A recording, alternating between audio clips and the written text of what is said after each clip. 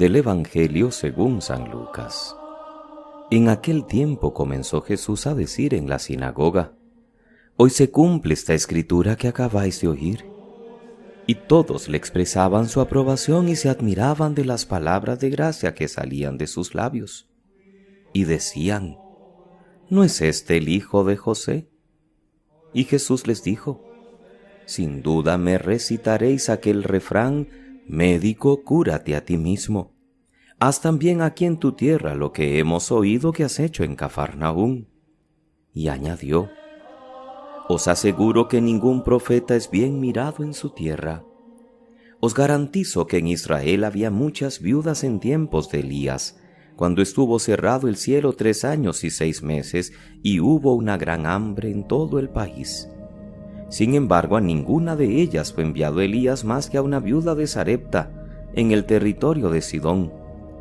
Y muchos leprosos había en Israel en tiempos del profeta Eliseo. Sin embargo, ninguno de ellos fue curado más que Naamán el sirio. Al oír esto, todos en la sinagoga se pusieron furiosos y levantándose lo empujaron fuera del pueblo hasta un barranco del monte, en donde se alzaba su pueblo, con intención de despeñarlo. Pero Jesús se abrió paso entre ellos y se alejaba. Palabra del Señor. Gloria a ti, Señor Jesús. Es domingo 30 de enero, queridos hermanos, domingo cuarto del tiempo ordinario. Hoy seguimos leyendo en el Evangelio la escena que empezábamos el domingo pasado con la primera homilía de Jesús en la sinagoga de su pueblo. Ahora tenemos la reacción no tan favorable al contenido de esa predicación. Por eso se prepara esa lectura con la de Jeremías en el Antiguo Testamento, un profeta discutido por demás y figura admirable de Cristo en su fidelidad a pesar de la violenta persecución de que es objeto. Jeremías fue un muchacho. No llegaba a 20 años cuando empezó su misión hacia el año 627 a.C. Dios lo sacó de la vida pacífica de su pueblo para constituirlo en voz profética que clamará contra la corrupción de su tiempo. Predicará contra la pérdida de la fe y las alianzas políticas inútiles y contraproducentes que sus gobernantes buscaban y que en definitiva les llevaron al destierro. Hoy leemos su vocación. Antes de formarte en el seno materno te elegí, te nombré profeta de los gentiles. Y ya le adelanta Dios que necesitará toda la ayuda divina. No les tengas miedo, lucharán contra ti pero no te podrán, porque yo estoy contigo. Y el salmo que complementa la primera lectura, por eso subraya el tono de confianza del profeta que no se fía de sus fuerzas, sino de la ayuda de Dios. A ti, Señor, me acojo, sálvame. Tú mi roca, mi refugio, tú, Dios mío, fuiste mi esperanza. Por eso no se calla y cumple con admirable fidelidad su misión.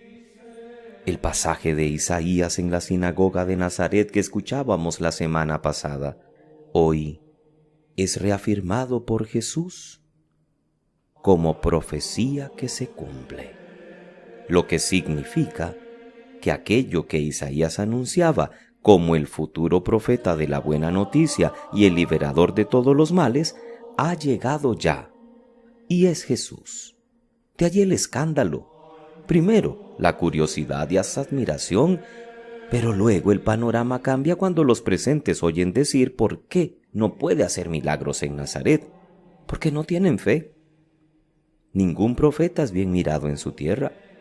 Claro que no les debió gustar nada que aludiera a la viuda y al general extranjeros que recibieron favores de Dios en tiempos de Elías o Eliseo, dejando en evidencia la poca fe del pueblo judío.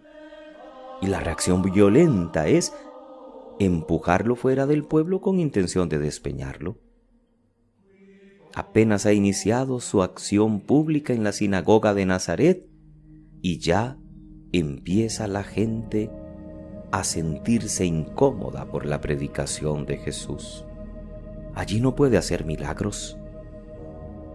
Los paisanos no son capaces de comprender que este no es un simple carpintero, que no es simplemente el hijo de José como muy fácilmente algunos afirman.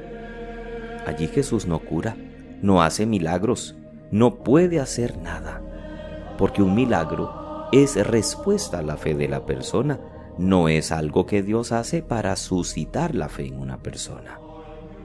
Podríamos decir que hoy vemos el primer fracaso de Jesús y vendrán otros antes de acabar con la cruz. Y es lo que ya el anciano Simeón le había dicho a María en la presentación del templo: este niño está destinado a ser como bandera discutida. Esta será una constante que acompaña a los profetas, pero a los auténticos, ya desde el Antiguo Testamento y hasta los presentes tiempos. Los falsos profetas son los que dicen lo que la gente quiere oír, y sobre todo los que halagan el oído de los poderosos y rapidito prosperan.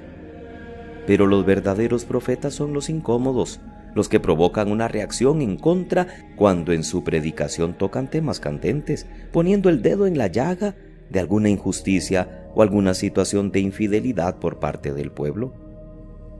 Por eso Jeremías es el prototipo de un profeta que tiene que luchar contra corriente, en una sociedad que no le quiere hacer caso ni en sus llamadas a la conversión religiosa, ni en sus avisos respecto a la postura a tomar respecto a los ejércitos del norte, pero que se mantiene fiel a la llamada de Dios y no deja de proclamar su mensaje.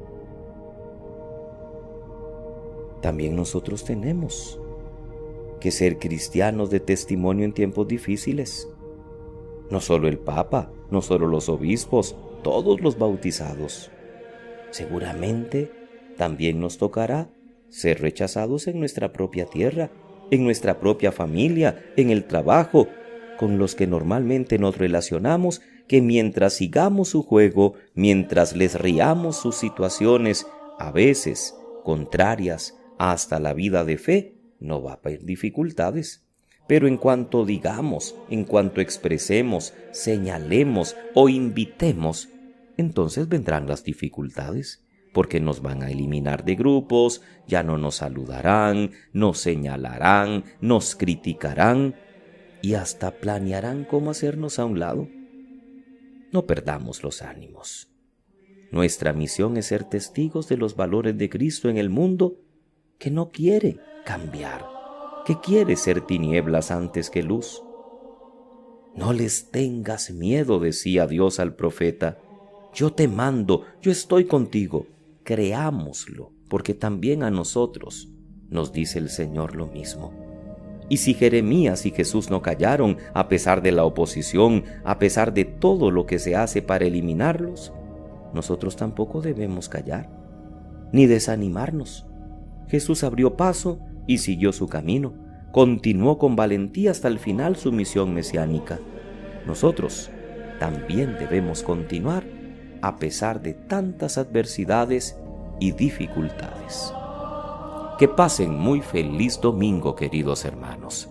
Les saluda y bendice el presbítero Sixto Eduardo Varela Santamaría.